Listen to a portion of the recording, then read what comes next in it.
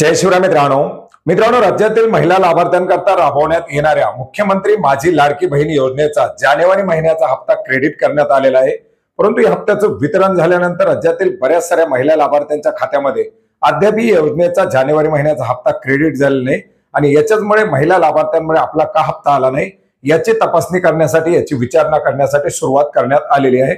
आणि मित्रांनो याच्याच मध्ये मोठ्या प्रमाणात ज्या महिला लाभार्थ्यांना हप्ता आला नाही त्या महिला लाभार्थी या पीएम किसान नमो शेतकरी महासन्मान निधी योजनेच्या लाभार्थी आहेत।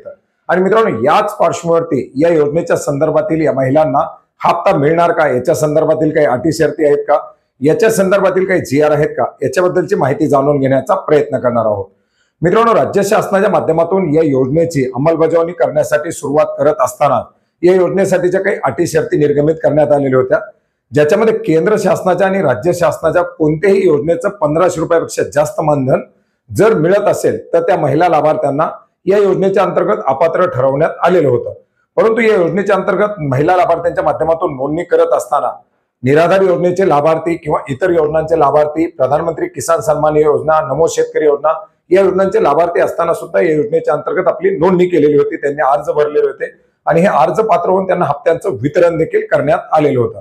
मित्रांनो यापूर्वी सुद्धा आपण पाहिलं होतं की निराधारी योजनेचे जे लाभार्थी असतील त्यांच्या आधारनुसार त्यांची आता ओळख पटलेली आहे आणि त्या पार्श्वभूमीवरती जे लाभार्थी 1500 रुपये प्रतिमाह मानधन मिळवत आहेत त्यांना कुठल्या तरी एका योजनेचा म्हणजे आयदर मुख्यमंत्री माझी लाडकी बहीण योजना किंवा निराधारी योजना या दोन्हीपैकी एका योजनेचा लाभ दिला जाणार आहे।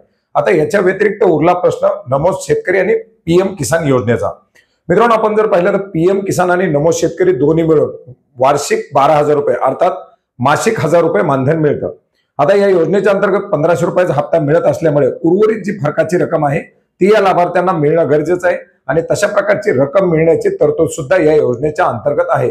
मित्रांनो याच्यासाठी तुम्हाला माहिती योग्य आहे का हे तपासून पाहण्यासाठी कमीत कमी या योजनेचे 3 जीआर पाहावे लागणार आहे। याच्यासाठी पहिला जीआर आहे 28 जून 2024 चा।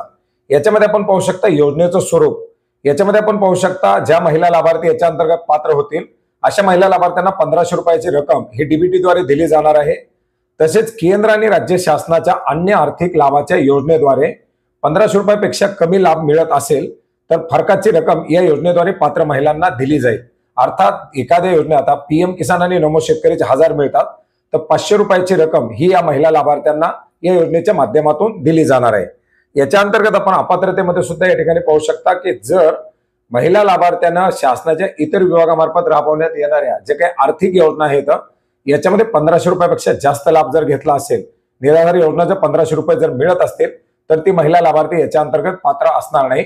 ट्रॅक्टरचं सुद्धा बरेच जण विचारत होते ज्यांच्याकडे 4 चाकी वाहन ट्रॅक्टर वगळून असेल तर ते लाभार्थी सुद्धा याच्यामध्ये अपात्र असणार आहेत। मित्रांनो याच्यानंतर दुसरा जीआर पाहावा लागणार आहे तो तुम्हाला 3 जुलै 2024 चा। 3 जुलै 2024 च्या जीआर मध्ये सुद्धा आपण या ठिकाणी पाहू शकता अपात्रतेची अट आहे सदर लाभार्थी महिलेने शासनाच्या इतर विभागामार्फत राबवण्यात येणाऱ्या आर्थिक योजनाद्वारे 1500 रुपयापेक्षा जास्त लाभ घेतला असेल अशा महिला जर 1500 रुपयापेक्षा जास्त लाभ घेत असतील तर त्या महिला लाभार्थ्यांना याच्या अंतर्गत लाभ मिळणार नाही। मात्र 1500 रुपयापेक्षा कमी रक्कम जर मिळत असेल तर उर्वरित फरकाची रक्कम या महिला लाभार्थ्यांना मिळणार आहे। याच्यामध्ये 5 एकरपेक्षा जास्त जमीन त्याची अट याच्यामध्ये हटवण्यात आलेली आहे।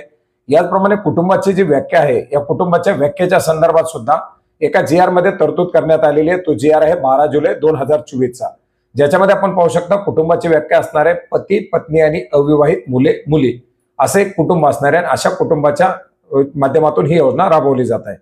याच्यामध्ये सुद्धा आपण हे पाहू शकता केंद्र शासनाने विविध शासकीय योजनांचे लाभ हे डीबीटीच्या माध्यमातून देण्यासाठी सुरुवात केलेली आहे। याच्यामध्ये पीएम किसान असेल, पीएम स्वनिधी आहे, प्रधानमंत्री मातृवंदना योजना आहे किंवा इतर जे काही योजना असतील, जे लाभार्थी मुख्यमंत्री माझी लाडकी बहीण योजनेच्या अटी शर्तीनुसार पात्र ठरत असतील आणि त्या महिला लाभार्थ्यांना याच्या माहिती तंत्रज्ञान विभागाकडून त्यांची माहिती प्राप्त झाल्यानंतर त्यांची केवायसी आणि आधार ऑथेंटिकेशन करणं गरजेचं नाही, कारण त्यांची पूर्वीच केवायसी झालेली आहे। अशा महिलेचे केवळ ऑफलाईन अर्ज भरून या योजनेचा लाभ दिला जाणार आहे। मात्र हा लाभ दिला जात असताना जी काही फरकाची रक्कम असेल ती फरकाची रक्कम या महिला लाभार्थ्यांना देण्याची या योजनेच्या माध्यमातून तरतूद आहे। अर्थात पीएम किसान नमो शेतकरीचा जर महिला लाभार्थी पात्र असतील तर त्यांना फक्त 500 रुपयाचा हप्ता या योजनेच्या अंतर्गत दिला जाणार आहे। आता बऱ्याच साऱ्या महिला लाभार्थ्यांना 4 हप्ते 5 हप्ते वितरित करण्यात आलेले आहेत। त्या महिला लाभार्थ्यांना ऑलरेडी 7500, 5000 किंवा जे काही रक्कम आहे ती रक्कम देण्यात आलेली आहे 4,500, 7,500, 9,000ची. आता ती रक्कम पुढे समायोजित केली जाईल आणि येणाऱ्या काळामध्ये जी काही फरकाची रक्कम असेल तीच फक्त क्रेडिट केली जाणार आहे. याच्यामुळे जर तुम्हाला हप्ता आलेला नसेल तर तुम्ही निराधार योजनेचे लाभार्थी असू शकता, आणि जर आलेला नसेल तर तुमचं समायोजन चालू असेल, कारण तुम्हाला यापूर्वीच वितरित करण्यात आलेली रक्कम जास्त असू शकते. उदाहरणार्थ आता तुम्ही पीएम किसान नमो शेतकरीचे लाभार्थी आहेत आणि तुम्हाला जर 6 हप्ते वितरित झालेले आहेत 9,000 रुपयाचे, तुम्हाला येणं अपेक्षित होतं 500 रुपये. 500 रुपयांना 9,000 म्हणजे तुमचे खूप जास्त हप्ते तुम्हाला क्रेडिट झालेले, जवळजवळ 18 हप्त्याची रक्कम तुम्हाला या ठिकाणी मिळालेली आहे. तर आता त्या हप्त्याच्या रकमेचं समायोजन करून ती रक्कम पूर्ण झाल्यानंतरच पुढील 500 रुपयाच्या हप्त्याचं वितरण होऊ शकतं. तर मित्रांनो, अशा प्रकारे ही महत्वाची अशी माहिती होती जी आपणास नक्की उपयोग पडेल अशी आशा करतो. भेटूयात नवीन माहितीसह, नवीन अपडेट्ससह. धन्यवाद.